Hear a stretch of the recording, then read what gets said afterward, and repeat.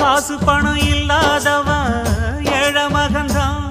அவன் காட்டோரமா ரோட்டோரமா படுத்து தூங்குறான். சொத்து சொகம் உள்ளவனோ செல்வ மகன்தான். அவன் பஞ்சு மெத்த போட்டிருந்தும் முழிச்சு ஏங்குறான். எது மற்ற பேர்களுக்கு ஏது கவலை?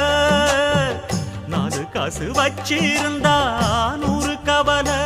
இங்கு ஆசை வச்ச நெஞ்சுக்கெல்லாம் அமைதி இல்லையே. என்ன வேலை அது என்ன வேலை? மன நிம்மதிதான் இங்கு என்ன வேலை?